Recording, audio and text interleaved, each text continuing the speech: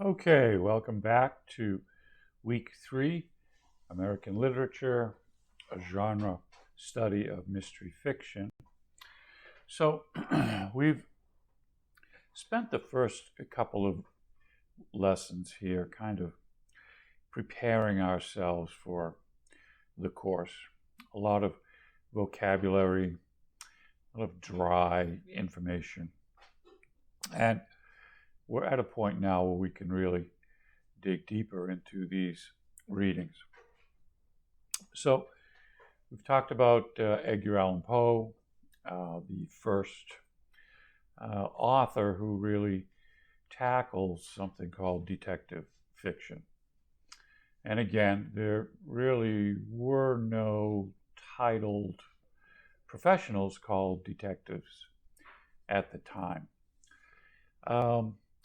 Poe's first story, Murders in the Rue Morgue, he spends the first couple of pages just describing logic, deductive reasoning, very dry stuff, until he finally gets into the story, which turns out to be a little bizarre. The murderer is an orangutan and not a person. Who would have thought of that? But Edgar Allan Poe. And we started to talk about his second story, The Mystery of Marie Roget.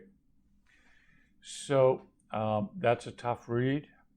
A lot of old English vocabulary, sentence structure. It's a slog, I know, and if you made it through it, that's great.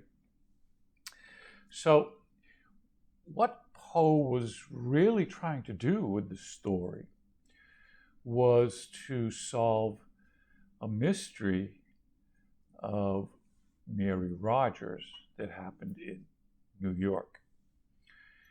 And it wasn't unusual for authors to take real life situations, cases, and so forth, and turn them into a fiction story. So this is an article from the American Aquarian Society by Angela Serratore. And it's about a teenage beauty turned up dead in the Hudson River, which is in New York. Even the godfather of detective fiction couldn't figure out who did it. And it's an actual case that has never really been solved. But Angela has a unique perspective to it, some additional information that we didn't have before. And this is her analysis. This is from the Smithsonian Magazine.com. So, John Anderson's Liberty Street cigar shop was no different from the dozens of other tobacco emporiums frequented by the newspapermen of New York City. There was only one reason it was so crowded, and that was because of Mary Rogers. Mary was the teenage daughter of a widowed boarding house keeper, and her beauty was the stuff of legend. A poem dedicated to her beauty appeared in the New York Herald, and during her time clerking at John Anderson's shop, she bestowed her heavenly smile upon writers like James Cooper and Washington Irving, who would visit to smoke and flirt during their breaks from their offices nearby. In 1838, The cigar girl, with the dainty figure and pretty face, went out and failed to return. Her mother discovered what appeared to be a suicide note. The New York Sun reported that the coroner had examined the letter and concluded the author had a fixed and unalterable determination to destroy herself. But a few days later, Mary returned home, alive and well. She had been, it turned out, visiting a friend in Brooklyn. The Sun, which 3 years earlier had been responsible for the Great Moon hoax, was accused of manufacturing Mary's disappearance to sell newspapers. Her boss, John Anderson, was suspected of being in on the scheme, and after Mary returned, his shop was busier than ever. Still, the affair blew over and Mary settled back into her role as an object of admiration for New York's literary set. By 1841, she was engaged to Daniel Pine, a cork cutter and boarder in her mother's house. On Sunday, July 25th, Mary announced plans to visit relatives in New Jersey and told Payne and her mother that she'd be back the next day. The night Mary ventured out, a severe storm hit New York, and when Mary failed to return the next morning, her mother assumed she'd gotten caught in bad weather and delayed her trip home. By Monday night, Mary still hadn't come back, and her mother was concerned enough to place an advertisement in the following day's Sun asking for anyone who might have seen Mary to have the girl contact her, as it is supposed some accident has befallen her. Foul play was not suspected. On July 28, some men were out for a stroll near Sybil's Cave, a bucolic Hudson riverside spot in Hoboken, New Jersey, when a bobbing figure caught their attention. Rowing out in a small boat, they dragged what turned out to be the body of a young woman back to shore. Crowds gathered, and within hours, a former fiancé of Mary's identified the body as hers. According to the coroner, her dress and hat were torn, and her body looked as though it had taken a beating. She was also, the coroner took care to note, not pregnant, and had evidently been a person of chastity and correct habits. Questions abounded. Had Mary been killed by someone she knew? Had she been a victim of a random crime opportunity? Something New Yorkers increasingly worried about as their city grew and young women strayed farther and farther from the family parlor. Why hadn't the police of New York or Hoboken spotted Mary and her attacker? The Herald, the Sun, and the Tribune all put Mary on the front pages, and no detail was too lurid. Graphic descriptions of Mary's body appeared in each paper, although with vivid theories about what her killer or killers might have done to her. More than anything, they demanded answers. Suspicion fell immediately upon Daniel Payne, Mary's fiancé. Perhaps one or the other had threatened to leave, and Payne killed her. either to get rid of her or to prevent her from breaking their engagement. He produced an airtight alibi for his whereabouts during Mary's disappearance. But that didn't stop the New Yorker, a publication unrelated to the current magazine of that name, from suggesting in August of 1841 that he'd had a hand in Mary's death. There is one point in Mr. Paine's testimony which is worthy of remark. It seems he had been searching for Miss Rogers, his betrothed, 2 or 3 days, yet when he was informed on Wednesday evening that her body had been found at Hoboken, he did not go to see it or inquire into the matter. In fact, it appears that he never went at all, though he had been there inquiring for her before. This is odd and should be explained. If Paine hadn't killed Mary, it was theorized, she'd been caught by a gang of criminals. This idea was given further credence later that August when 2 Hoboken boys were out in the woods collecting sassafras for their mother, a tavern owner named Frederica Loss. They happened upon several items of women's clothing. The Herald reported that the clothes had all evidently been there at least 3 or 4 weeks. They were all mildewed, down hard. The grass had grown around them and over them. The scarf and the petticoat were crumpled up as if in a struggle.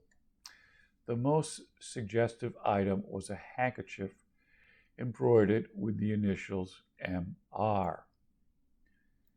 The discovery of the clothes capitulated Loss into minor celebrity. She spoke with reporters at length about Mary, whom she claimed to have seen in the company of a tall, dark stranger on the evening of July 25th. The 2 had ordered lemonade and then taken their leave from Loss's tavern. Later that night, she said, she heard a scream coming from the woods. At the time, she thought it was one of her sons, but after going out to investigate and finding her boys safely inside, she decided it must have been an animal. In light of the clothing discovery so close to her tavern, though, she now felt certain it had come from Mary. The Herald and other papers took this as evidence that strangers had indeed absconded with Mary, but despite weeks of breathless speculation, no further clues were found and no subjects identified. The city moved on, and Mary's story became yesterday's news, only to return to the headlines. In October 1841, Daniel Paine went on a drinking binge that carried him to Hoboken. After spending October 7th going from tavern to tavern to tavern, he entered a pharmacy and bought a vial of landium. He stumbled down to where Mary's body had been brought to the shore, collapsed onto a bench, and died, leaving behind a note, quote, "To the world, here I am on the very spot. May God forgive me for my misspent life," end quote. The consensus was that his heart had been broken. While newspapers had their way with Mary's life and death, Edgar Allan Poe turned to fact-based fiction to make sense of the case. Working in the spring of 1842, Edgar Allan Poe transported Mary's tale to Paris, and in The Mystery of Marie Roget, gave her a slightly more francophone name and a job in a perfume shop. But the details otherwise match exactly. The opening of Poe's story makes his intent clear. The extraordinary details which I am now called upon to make public will be brought to form. As regards sequence of time, the primary branch of a series of scarcely intelligible coincidences, whose secondary or concluding branch will be recognized by all readers in the late murder of Mary Cecilia Rogers at New York. A sequel to The Murders in the Rue Morgue, widely considered the first detective story ever set to print, The Mystery of Marie Roget, would see Detective Dupin solve the young woman's murder. In shopping the story to editors, Poe suggested he'd gone beyond mere storytelling. Under the pretense of showing how Dupin unraveled the mystery of Marie's assassination, I, in fact, enter into a very rigorous analysis of the real tragedy in New York. Though he appropriated the details of Marie's story, Poe still faced the real challenge of actually solving the murder when the police were no closer than they'd been in July 1841.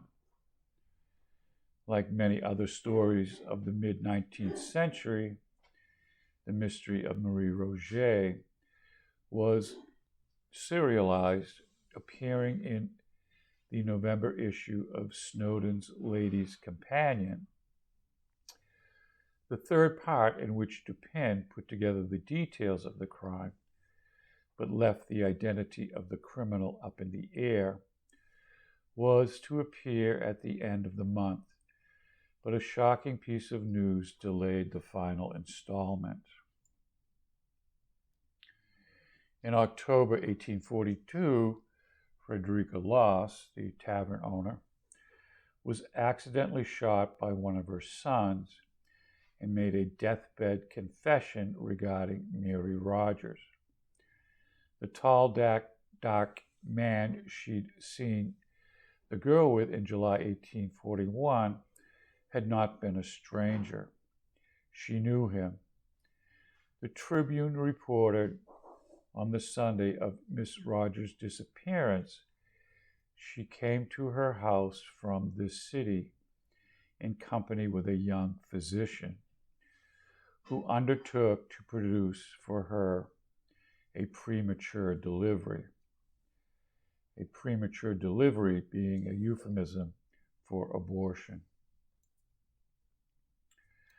The procedure had gone wrong, Loss said, and Mary had died.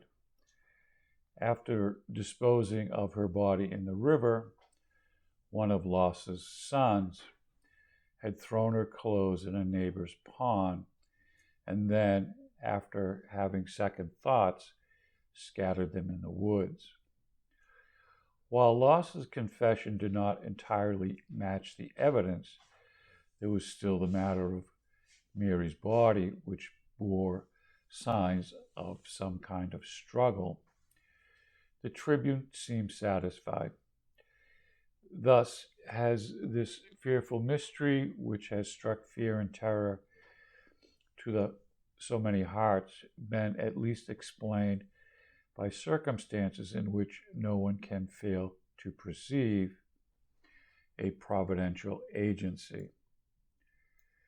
To some, the attribution of Mary's death to a botched abortion made perfect sense, and it had been suggested that she and Payne quarreled over an unwanted pregnancy, And in the early 1840s, New York City was fervently debating the activities of the abortionist Madame Ristel. Several penny presses that linked Rogers to Ristel and suggested that her 1838 disappearance lasted precisely as long as it would take a woman to terminate a pregnancy in secret and return undiscovered. And while that connection was ultimately unsubstantiated, Mary was on the minds of New Yorkers when, in 1845, they officially criminalized the procedure. Poe was considered a sorry follow-up to the murders in the Rue Morgue, but he did manage to work Loss's story into his narrative. His Marie Roget had indeed kept company with a swarthy naval officer who may very well have killed her, though by what means we are not sure. Did he murder her outright or lead her into a fatal accident, a plan of concealment? Officially, the death of Marie Rogers seems unsolved. Poe's account remains the most widely read, and his hints at abortion made even clearer in 1845 reprinting of the story, though the word abortion never appears, have for most closed the case. Still, those looking for Poe to put Mary Rogers' case to rest are left to their own devices. In a letter to a friend, Poe wrote, "Nothing was omitted in Marie Roget but what I admitted myself. All that is mystification." Okay, so that's another take on the story of the mystery of Marie Roget, which relates to a real story about Marie Rogers. Okay, so that's it for this slide, and we'll move on to the next. Okay, so let's switch gears here, and we're going to talk about Sir Arthur Ignatius Conan Doyle, who was the author of the Sherlock Holmes series. And we're going to provide a brief introduction before our second reading. So he was a British author, but he was also a physician. And he creates the character of Sherlock Holmes in 1887. And the first story was called A Study in Scarlet. And it was the first of 4 novels. And he also wrote 56 other short stories about Holmes and Dr. Watson. The Sherlock Holmes stories are considered milestones in the field of crime fiction. Doyle was a prolific writer. Other than the Holmes stories, he wrote fantasy, science fiction, plays, romances, poetry, nonfiction, and historical novels. And historical novels was actually his real passion. So Doyle was born in 1859 in Edinburgh, Scotland. His father, Charles Doyle, was born in England of Irish Catholic descent, and his mother, Mary Foley, was also Irish Catholic. They married in 1855. In 1864, the family scattered because of his father's growing alcoholism. He was supported by wealthy uncles, Doyle was sent to England to a Jesuit preparatory school, and then went to Stonyhurst College, which he attended until 1875. From 1875 to 76, he was educated at a Jesuit school in Austria. His family decided that he would spend a year there in order to perfect his German and broaden his academic horizons. He later rejected the Catholic faith and became agnostic. Later in life, he became a spiritualist mystic.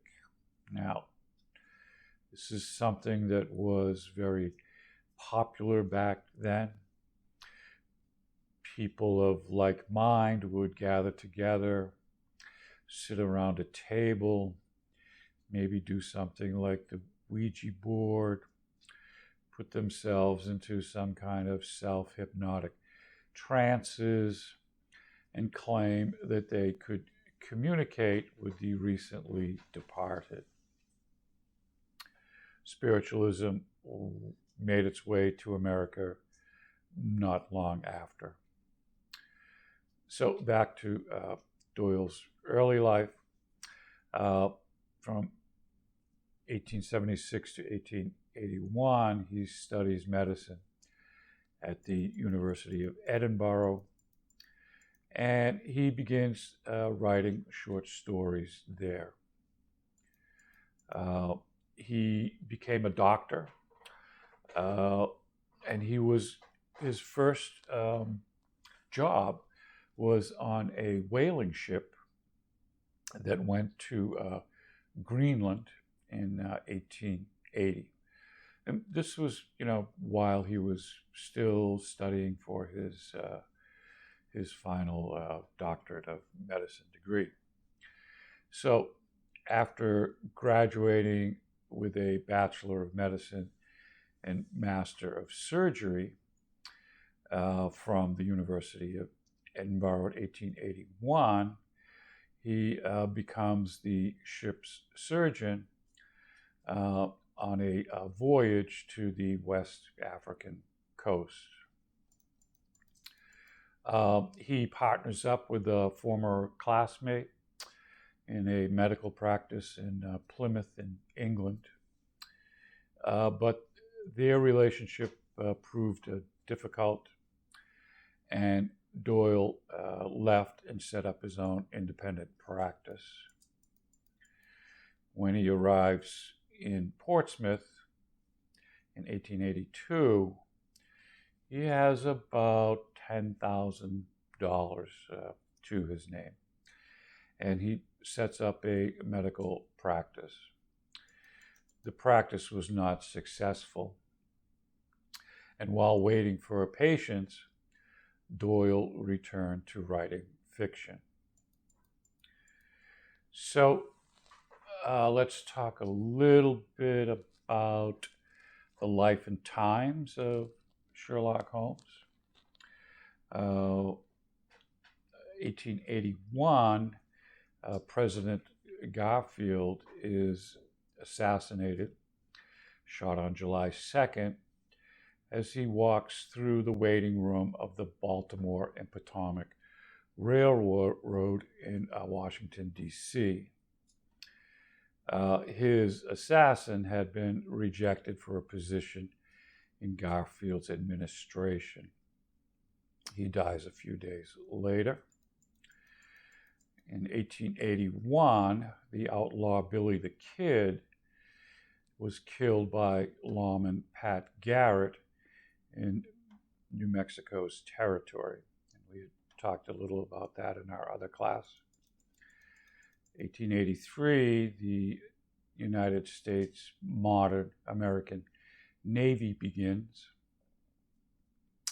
And these were the first modern warships that the Navy built. In the next 17 years, the Navy would go from being 12th to 3rd in size in the world. 1883, the Brooklyn Bridge is opened. May 25th, the New York boroughs of Manhattan and Brooklyn were linked with the opening of the Brooklyn Bridge. The bridge was the first steel suspension bridge erected in the United States, and it cost about $16 million, and 26 lives were lost during the building. When it opened, the Brooklyn Bridge was the longest suspension bridge in the world. Again, in 1883, a volcano at Krakatoa erupts, blowing itself apart and throwing enormous quantities of volcanic dust into the atmosphere, which causes huge ecological problems for the world in terms of agriculture and weather in the Northern Hemisphere for several years later. 1884, Mark Twain publishes The Adventures of Huckleberry Finn. 1888, George Eastman patents a camera, a handheld camera, kind of bringing photography not quite to the general population, but we're getting there. 1888, Jack the Ripper's first victim is discovered in London. 1890, Vincent van Gogh dies in France at the age of 37 after shooting himself 2 days earlier. 1890, Sitting Bull, legendary Sioux leader, died at the age of 59 in South Dakota. He was killed while being arrested in the federal government's crackdown on the ghost dance movement. Again, in 1890, the Wounded Knee Massacre takes place in South Dakota when U.S. cavalry troops fired on Lakota Sioux who had gathered. The killings of hundreds of unarmed men and women and children essentially marked the end of Native American resistance to white rule in the West. 1891, Carnegie Hall opens in New York City. 1893, the public are outraged when author Conan Doyle published a story in which Sherlock Holmes apparently died. 1895, Alfred Nobel, the inventor of dynamite, arranged in his will for his estate to fund the Nobel Peace Prize. 1896, the first more modern Olympic Games are held in Athens, Greece. 1897, the Klondike Gold Rush began in Alaska, taking us back to Jack London. And in 1898, the United States declares war on Spain. 1901, President William McKinley is shot and he dies 8 days later. 1901, the first electronic typewriter. The phonograph becomes popular in the home. The first balloon Zeppelin flight, and the very beginnings of the automobile can be seen on the streets in major cities around the world. Again, not for the average citizen. And it is the very beginnings of radio. So that's a little introduction to Conan Doyle and some of the historic events during the time of Sherlock Holmes. Okay, so let's talk a little bit about what was life like in London during Sherlock Holmes' time. So pollution was huge, and it was a very smoky atmosphere that prevailed at all times of the year because of industrial activity and the sheer concentration of domestic fires. It meant that skin and clothing were quickly dirtied just by walking on the street. Atmospheric pollution caused by burning cheap, soft coal created the city's notorious pea soup fog. So that fog that you read about in London was not due to the weather, but due to pollution. There were a few electric street lights, very new. The two-wheeled hansom cab, which was first seen in 1834, was the most common type of cab on London's roads throughout the Victorian era. So if you wanted to get around, you hopped a cab, a horse-drawn cab, or you walked. They were starting a kind of subway system back then. The population density in certain areas made for a very unsanitary conditions and resulted in epidemic disease. The most serious of them in the poorer section of town was tuberculosis. In contrast to the conspicuous wealth of the City of London and Westminster, there was a huge underclass of desperately poor Londoners within a short range of the most affluent areas.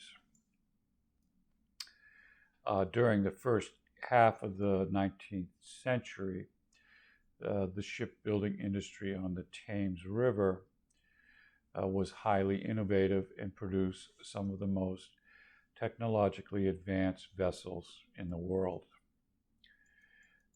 Immigrants from England's previous colonies moved into London. During the 19th century, London grew enormously to become a global city of immense importance. It was the largest city in the world from about 1825 and the world's largest port and the heart of international finance and trade.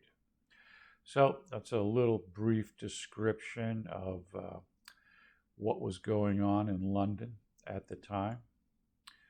So let's talk a little bit about Sherlock Holmes himself. So Doyle struggles to find a publisher for his work.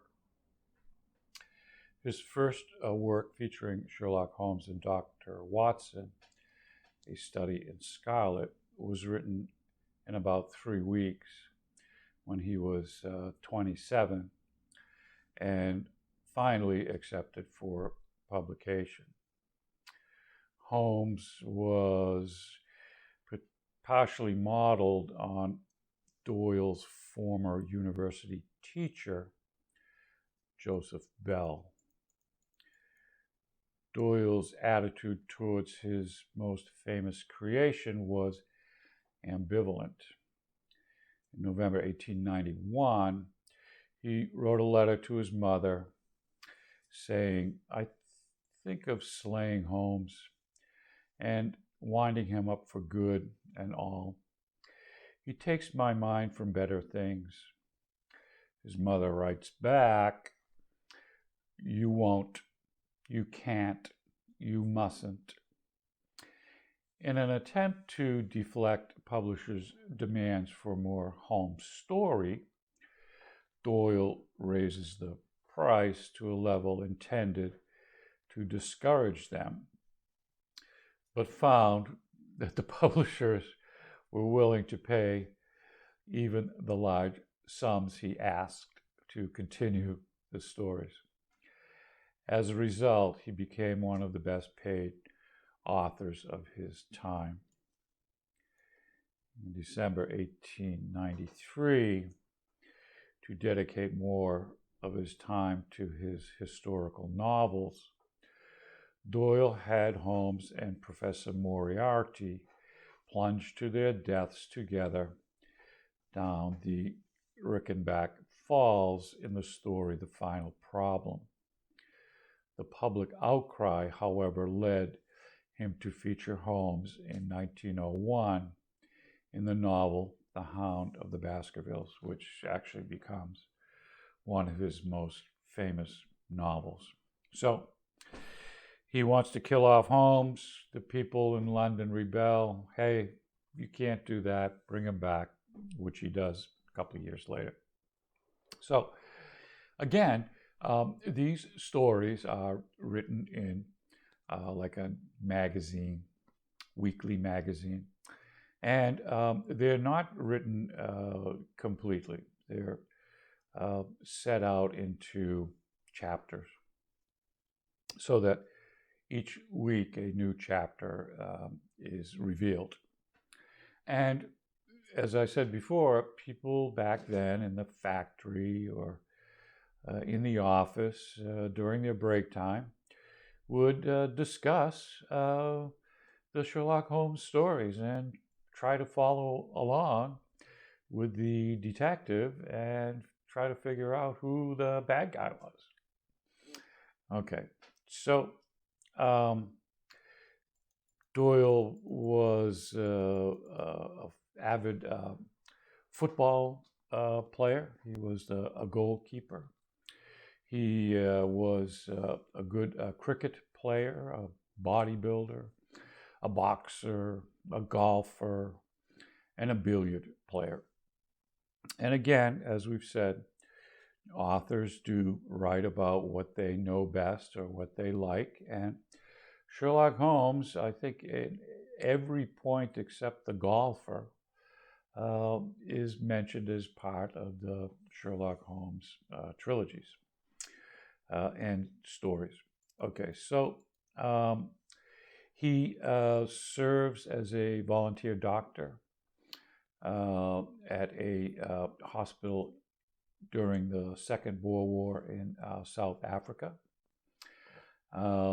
He has a long-standing interest in mystical subjects. He was fascinated by the idea of the paranormal phenomena.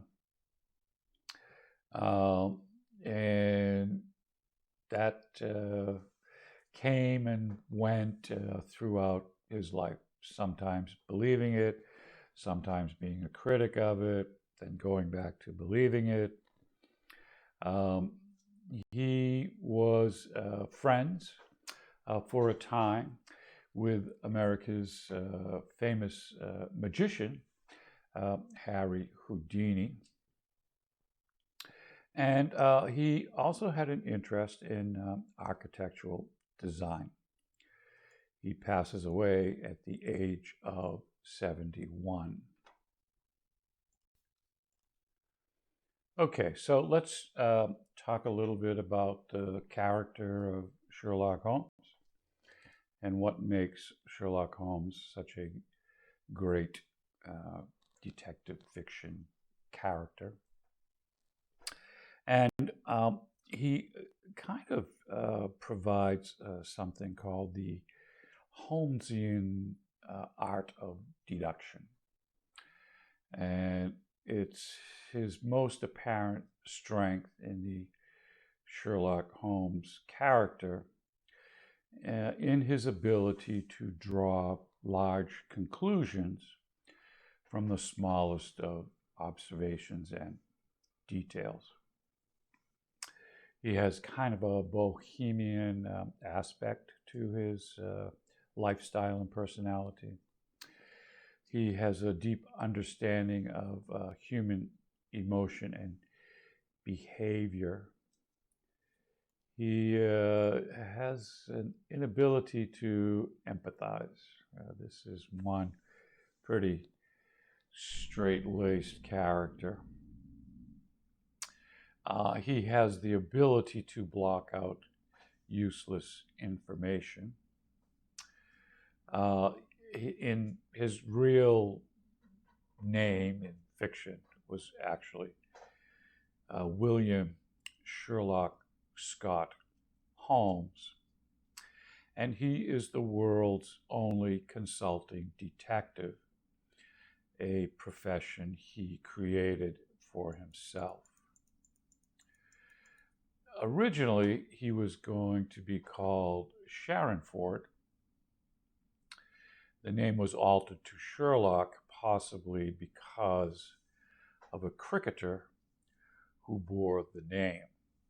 Sir Arthur Conan Doyle, who created Holmes, was a fan of cricket, and the name Sherlock appears to have stuck in his memory. By the way, Sherlock is actually a girl's name. Sherlock Holmes is a fictional detective, referred to himself as a consulting detective in the stories. Holmes is known for his proficiency with observation, deduction, forensic science, and logical reasoning that borders on the fantastic, which he employs when investigating cases for a wide variety of clients, including Scotland Yard. It's not clear if Sherlock is rich, but he will need a decent after-tax income to live his lifestyle in modern London in 2016. That would cost approximately $10,000 American per month to live on his own, or about $7,000 a month living with Watson. He's in the high-end rent district. Details of Sherlock's life in Conan Doyle's stories are scarce and often vague. Nevertheless, mentions of his early life and extended family paint a loose biographical picture of the detective. A statement of Holmes's age places his birth year at 1854. His parents are not mentioned, though his ancestors were country squires, and he claims that his grandmother was sister to the French artist Vernet. Holmes' brother, Mycroft, 7 years his senior, is a government official. Sherlock describes his brother as the more intelligent of the two, but notes that Mycroft lacks any interest in physical investigation, preferring to spend his time at the Diogenes Club. Some Sherlockians to conjecture that he and Mycroft were orphaned young. Mycroft is apparently the only person allowed to disparage Sherlock's talents without arousing his temper. That older brother gets to say. Holmes says that he first developed his methods of deduction as an undergraduate. A meeting with a classmate's father led him to adopt detection as a profession. In his study in Scarlet, which we're getting to, Watson has just returned from Afghanistan as a wounded military officer. He's looking for a place to rent through a character named Stamford, a past classmate of Dr. Watson, who he meets in a bar. He is introduced to Sherlock Holmes. Watson, initially in the beginning, doesn't quite know what Sherlock does for a profession. And in the study in Scarlet, within the first probably 5 pages, Watson makes a list of Sherlock Holmes' strengths and weaknesses. So this is what Watson has to say about Sherlock Holmes. He knows nothing about literature, not much about philosophy, not much about astronomy. Watson even has to tell Sherlock Holmes that the Earth revolves around the sun, and Watson's surprised, you don't even know that. And Sherlock says, it's useless information. It has nothing to do with where I'm going or what I need. So thanks for the info, but I will quickly discard it. Watson goes further to say he is feeble in his knowledge of politics. In botany, he's well up on belladonna, opium, and poisons generally, but he knows nothing of practical gardening. He has a very practical but limited knowledge of geology, although he knows by the color of the soil where in London the soil comes from. He has a profound knowledge of chemistry. He has an accurate but unsystematic knowledge of anatomy.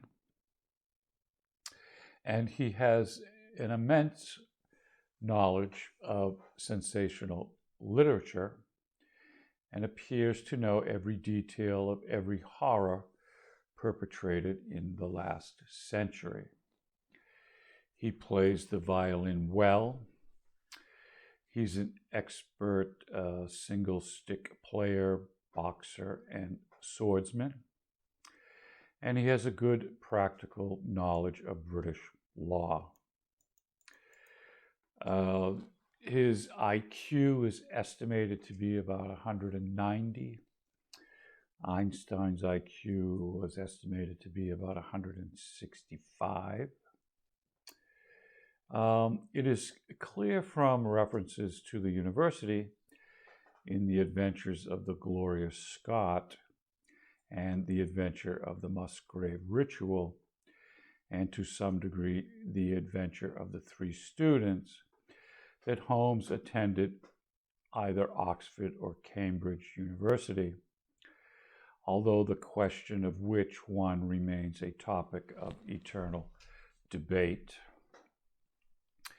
In his last bow, Sir Arthur Conan Doyle mentions that Holmes retired to a small farm on the Downs 5 miles from Eastbourne, where he was living the life of a hermit among his bees and books. Located along South Downs Way is the tiny village of East Dean, where a cottage is memorialized as Sherlock Holmes' retirement home. Okay, so got a kind of a general background, a little bit about our man Sherlock, and we will go to the next slide from here. Okay, so let's try to get a start on our story, a study in Scarlet. Now, um, you can do this in any device you wish. You can do the reading. There is an audiobook that I've sent to you if you like to listen to the book on audio. You can do a little reading, a little listening, whatever suits your fancy. Just get through it. This is a rather long story. It's actually in two parts. The first part takes place in London, and the second part takes place in America, out west, in Utah. Now, let's talk a little bit about, compared to the reading of Poe, I found Poe to be a really difficult read. Older English grammar, sentence structure, not a lot of detail. Conan Doyle is absolutely the opposite. Much easier to read. It's a quicker read. You don't have to figure out a lot of the meanings of the sentences. It's pretty clear. And Doyle uses a lot of description. You can actually very easily visualize the room or the scene as they take place throughout his stories. Now, again, the narrator of these stories is Dr. John Watson. Actually, his full name is John Hamish Watson. And he takes a degree of medicine from the University of London in 1878. And he goes through the course to be a surgeon in the Army, and he has to go to a special school after college to get that designation. So he graduates from the military surgeon training, and he is immediately sent to India. And he arrives in India, and come to find out, his regiment has been sent to a new battle front in Afghanistan. So he arrives there. He's not there very long, and he is shot in the shoulder by a bullet, almost dies thanks to one of his mates. He's carried out of there and sent to hospital. He's in pretty rough shape, and he is eventually sent back to England to recuperate. And he meets this guy named Stanford. His real name is Mike Stanford, who's a doctor. And they both attended medical school together at St. Bartholomew's Hospital. And Mike Stanford actually goes on to teach there. Stanford also knows Sherlock Holmes, who frequents the hospital doing his own experiments.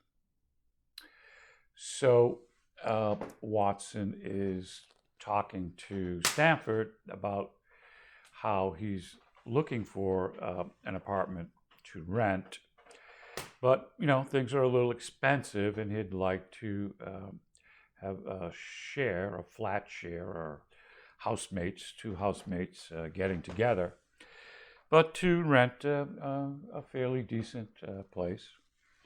And Stanford says, "Hey, I know this guy. A little odd, but he's harmless. Named Sherlock Holmes, who is also looking for a flat share." So Stanford brings Watson the next day over to meet Sherlock Holmes. So upon meeting Watson, Holmes says, "How are you?" He said, cordially gripping my hand with the strength for which I should hardly have given him credit. Holmes says, "You've been in Afghanistan, I perceive?" Watson is amazed. He says to Sherlock Holmes, "How on earth do you know that?" So he doesn't get a direct answer right away. But later, they decide to rent an apartment together at 221B Baker Street. And in the 19th century, this was kind of a high-class residential district. From the stories, Watson and Sherlock share the Baker Street apartments from 1881 to 1904. It's a two-bedroom apartment. It's pretty handy as far as being able to get around the city. If you wanted to buy that apartment today, it would cost about $1.5 million American dollars. And we talked about how much money it would actually cost to rent it today. Pretty expensive place. So Watson says that Holmes was certainly not a difficult man to live with. He was quiet in his ways, and his habits were regular. It was rare for him to be up after 10 at night, and he usually had breakfast and was gone before Watson gets up in the morning. Sometimes he spent his day at the chemical laboratory, sometimes in the dissecting rooms, and occasionally in long walks, which appears to take him to the lowest portions of the city. So Sherlock gets out and about. He doesn't just stay in the wealthy, nice residential area. He's walking around in the slums of London as well. And by the cast of characters that we're introduced to along the way, we can see that Sherlock Holmes knows people from every strata of life. So Watson goes on to describe Holmes's physical characteristics. In height, he was rather over 6 feet, and so excessively lean that he seems to be considerably taller.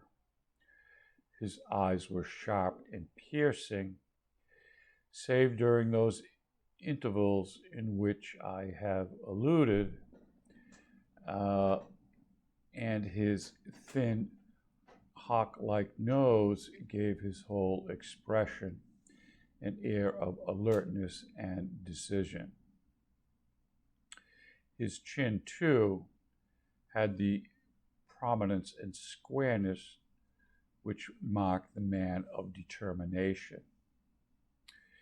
His hands were blotted with ink and stained with chemicals, yet he possessed an extraordinary delicacy of touch, as I have frequently observed when I watched him manipulating his fragile philosophical instruments. A few odd characters visit Holmes over the course of the next few weeks, shortly after moving into their Baker Street apartment. And Watson still doesn't quite know yet what Holmes does for a living. It's finally revealed. Well, says Holmes, I have a trade of my own. I suppose I am the only one in the world. I am a consulting detective, if you can understand what that is. Here in London, we have lots of government detectives and lots of private ones. When these fellows are at fault, they come to me, and I manage to put them on the right scent. So he finally kind of figures out what Holmes does for a living and why these kind of odd characters drop by the apartment. Those rules of deduction laid down in that article which aroused your scorn are invaluable to me in practical work. Observation with me is second nature. You appeared to be surprised when I told you on our first meeting that you came from Afghanistan. Watson replies, you were told, no doubt. Holmes says, nothing of the sort. I knew you came from Afghanistan.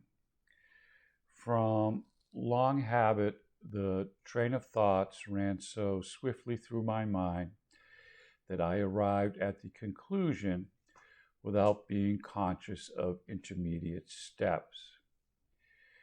There were such steps, however. The train of reasoning ran. Here is a gentleman of a medical type, but with the air of a military man, clearly an army doctor. Then, he has just come from the tropics, for his face is dark, and that is not the natural tint of his skin, for his wrists are fair. He has undergone hardship and sickness, as his haggard face says clearly. His left arm has been injured. He holds it in a stiff and unnatural manner. Where in the tropics could an English army doctor have seen such hardship and got his arm wounded? Clearly in Afghanistan. The whole train of thought did not occupy a second. I then remarked that you came from Afghanistan, and you were astonished. Watson replies, it is simple enough as you explain it. You remind me of Edgar Allan Poe's Dupin. I had no idea that such individuals did exist outside of stories. Sherlock's amazing perception helps him with crime, but not socially. We've got a quick video here from a recent movie of Sherlock Holmes, and he uses his deduction and character analysis, but it does not go well. Okay, so back to our story. Sherlock Holmes rose and lit his pipe And he replies, "No doubt you think you are complimenting me in comparing me to Dupin. Now, in my opinion, Dupin was a very inferior fellow. That trick of his breaking in on his friend's thoughts with an appropriate remark after a quarter of an hour's silence is really very showy and superficial. He had some analytical genius, no doubt, but he was by no means such a phenomena as Poe appeared to imagine." So Sherlock is not taking the compliment that Watson says he reminds him of Dupin very well. Okay, so that's it for this slide, and we'll take a look at our next slide from here. Okay, so one of the short stories about Sherlock Holmes, well, actually, maybe 3 or 4 total in the whole canon, mention the United States or have an American connection to it. Of course, reading this study in Scarlet goes into great detail about that connection. But I wanted to take a little time here and talk about one of the short stories. It's called The 5 Orange Pips. And it's one of the 56 short stories from the adventures of Sherlock Holmes. Now, a pip is a seed, like an orange seed or a grape seed. Back then, they called them pips. So this story was published in the Strand magazine in 1891. And it was later ranked, the story is one of the favorite Sherlock Holmes stories. It's one of the 2 Sherlock Holmes stories where Holmes's client dies after seeking help. And this really tears Sherlock Holmes up emotionally for a guy who has no emotion. So the plot is about a young gentleman named John Openshaw, and he's got a rather strange story. In 1869, his uncle, Elias Openshaw, had suddenly come back to England to settle in an estate just outside of London in West Sussex. After living for many, many years in the United States as a planter in Florida. And he served as a colonel in the Confederate Army. So he never married. So Elias allowed his nephew to stay at his estate. Elias goes on to say that strange incidents have occurred. One is thought, although John could go anywhere else in the house, he could never enter a locked room containing his uncle's trunks. Another peculiar thing was that in March 1883, a letter postmarked from India arrives for his uncle, the colonel, inscribed only KKK with 5 orange seeds, pips, enclosed. More strange things begin to happen. Papers from that locked room were hurriedly burnt, and the uncle draws up a will leaving the estate initially to his brother. The colonel's behavior becomes quite bizarre. He usually locked himself in his room and drank too much. And he would go shouting in his drunkenness with a pistol in his hand. And on May 2nd, 1883, he is found dead in a garden pool. His brother, Joseph, John's father,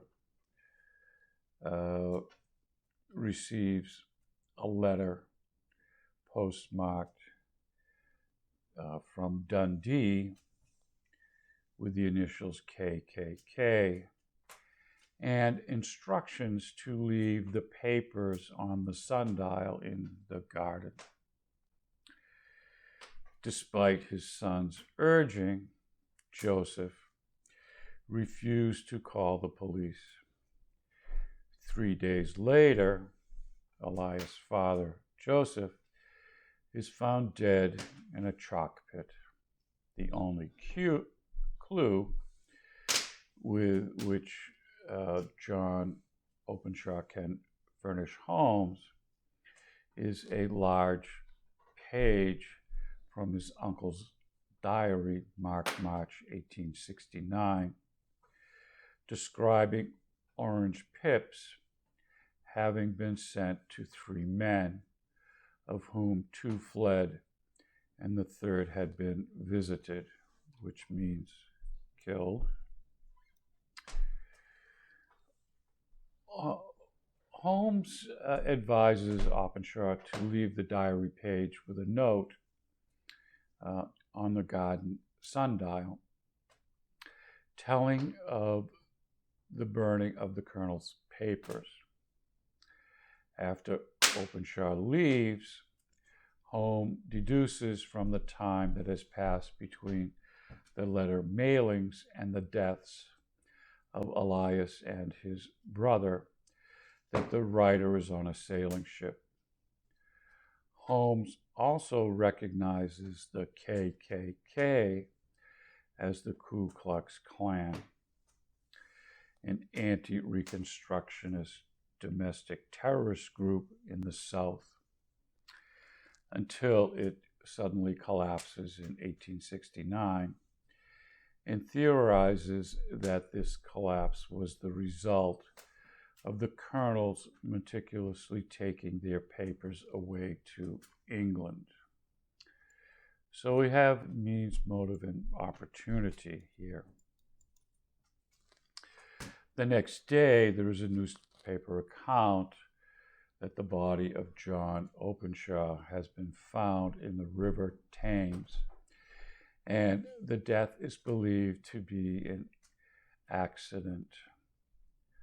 Holmes checks sailing records of ships who were at different ports, and in January 1885 recognizes a Georgia-registered bark named the Lone Star that he infers is a reference to Texas.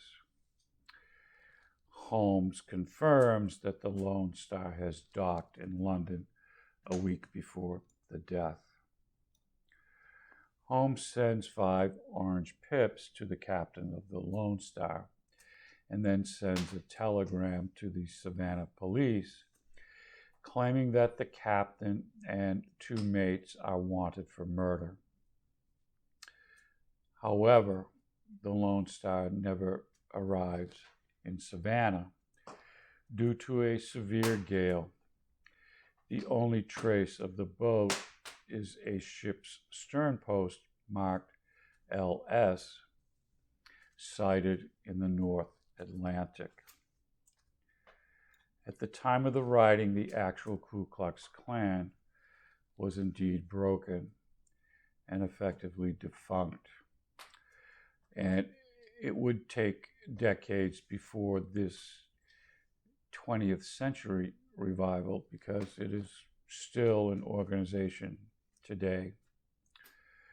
Conan Doyle's taking it up in this story was in line with the recurrent theme of wild and violent Americans and other foreigners exporting their power struggles to Victorian Britain,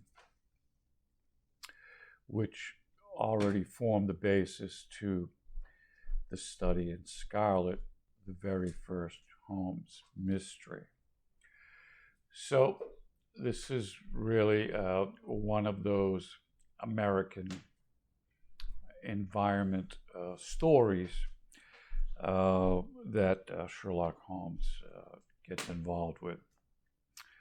Okay, so that's a little bit about the 5 Orange Pips. It's a real quick read or a real quick listen if you want to get the minute details of the story. There is an audio book that you can find on YouTube.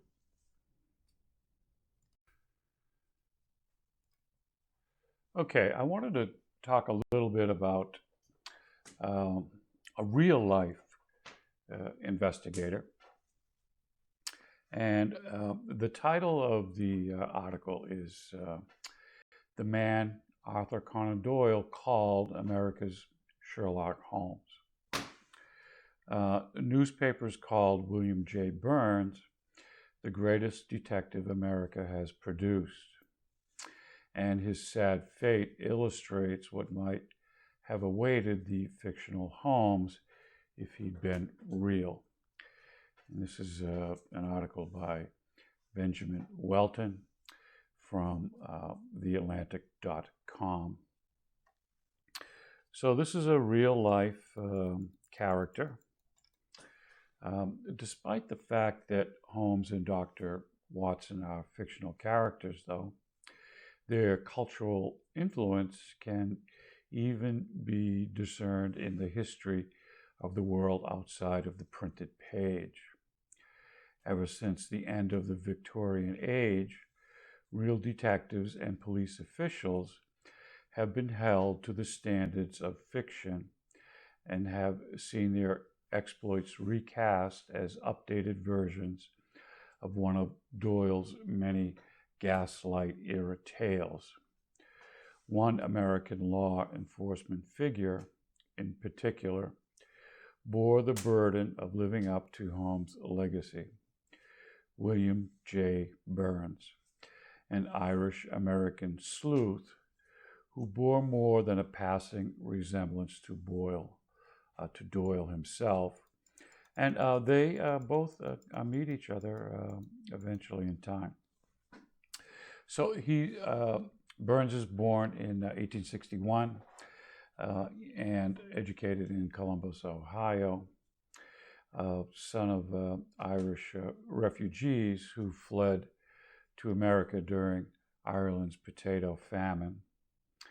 A precocious child with a natural way with words, Burns's father originally had dreams of his son becoming a lawyer. However, young Burns considered lawyers very serious and dull individuals. According to his biographer Hunt, and Burns personally favored the life of an artist. While in high school, Burns was a member of the debate team and a frequent actor upon the school's stage, an arena that he loved and excelled at. unfortunately for him, his father was strongly against his son becoming an actor.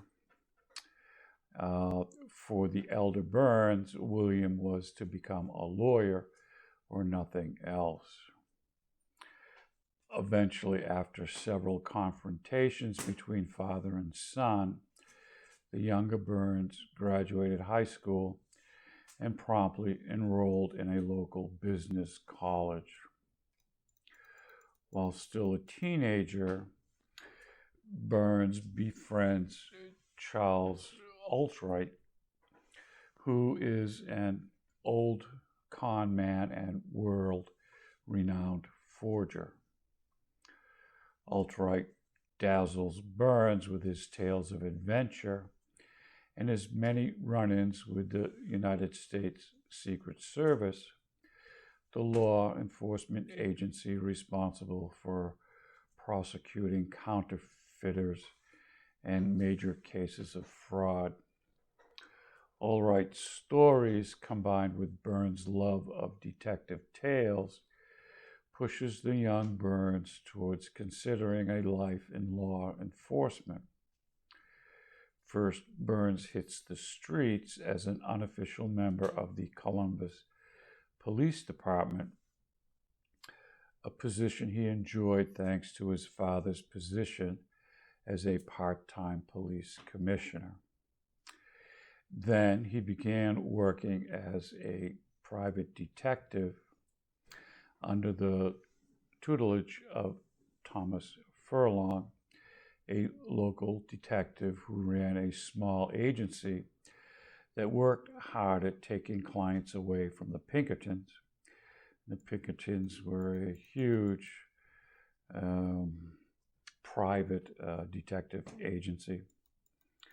We talked about them a little bit in train robberies out west. Butch Cassidy and the Sundance Kid were chased by the Pinkertons along with many other Western cowboy bad guys.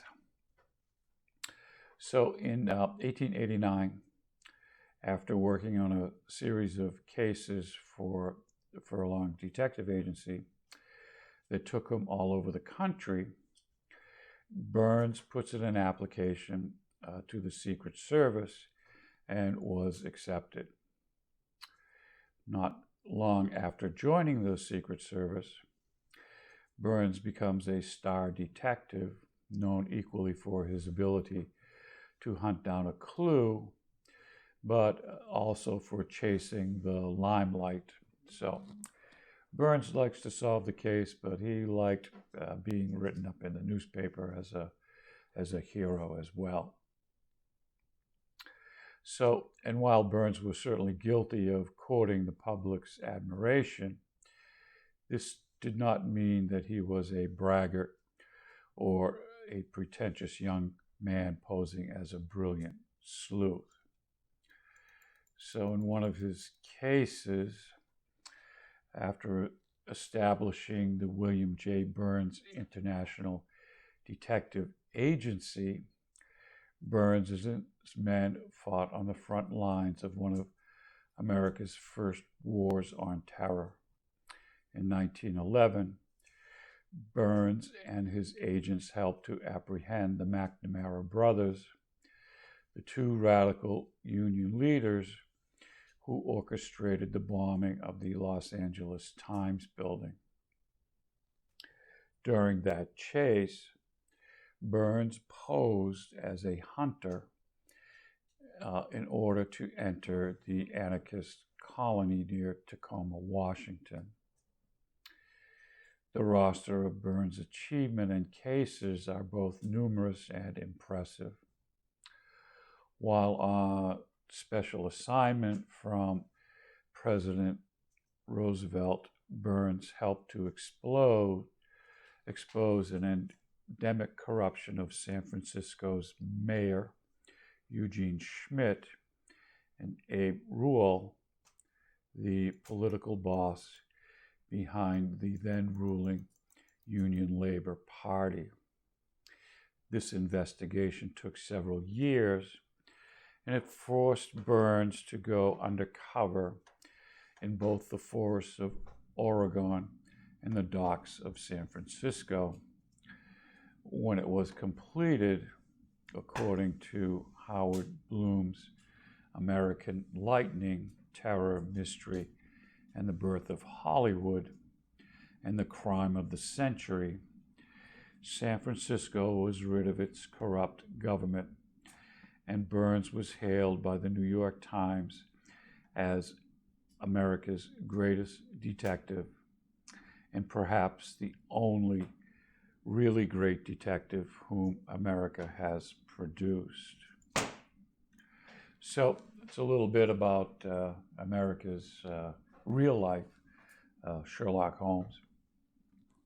Eventually, in the end of his career doesn't go quite well.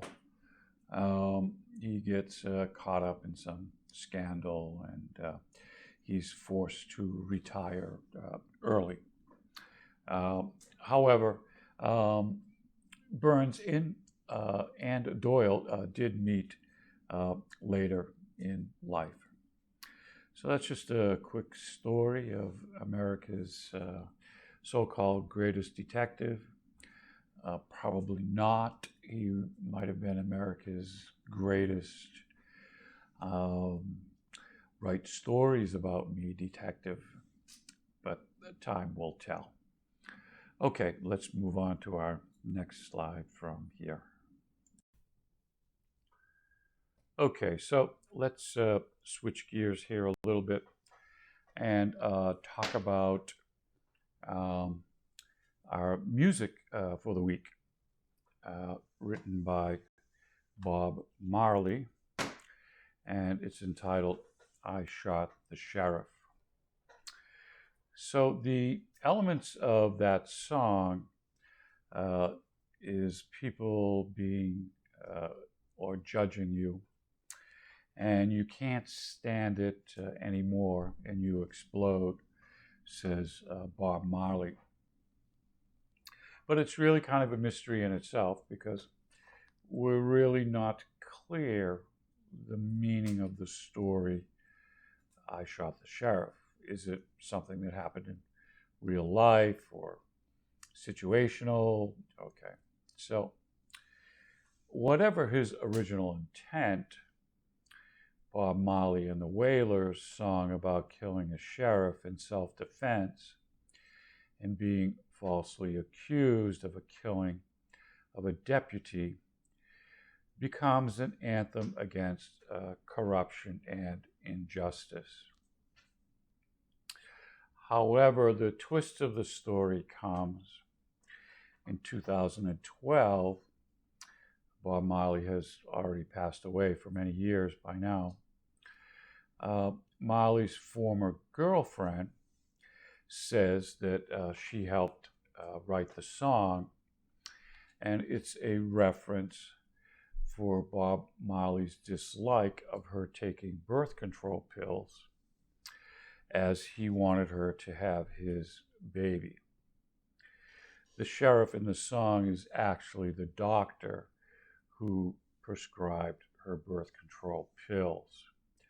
So that's just come out recently as an explanation for the song. Of course, the song is made really popular, not only by Bob Marley, but it's picked up by a British guitarist called Eric Clapton, who really makes the song famous. And he meets Marley, and he asks, what's the meaning of this? And he doesn't really get an answer. So let's talk a little bit about some real crime connected to Bob Marley. In 1976, Bob Marley he's made some good money with his music. He is living in Jamaica. He has his own private estate. He has bodyguards. So there is an attempted assassination on Bob Marley in December of that year, when 7 armed men raided the house of the reggae musician. This is 2 days before he was to stage a concert in an attempt to quell recent violence. Politicians from across the political spectrum hoped to capitalize on Marley's support. While Marley remained neutral, many viewed him as tactfully supporting the Prime Minister and his Democratic Socialist People's National Party. The assassination attempt is made. Marley and 3 others were shot, but they all survived. The gunmen are caught, tried, and then executed. So, aside from Marley's girlfriend's late testimony, we're really not sure what Marley's intentions behind the song are. So, a mystery within a mystery. So that's a little bit about Bob Marley. I Shot the Sheriff. We have a video clip of Eric Clapton's making of the song, which made it even more internationally popular.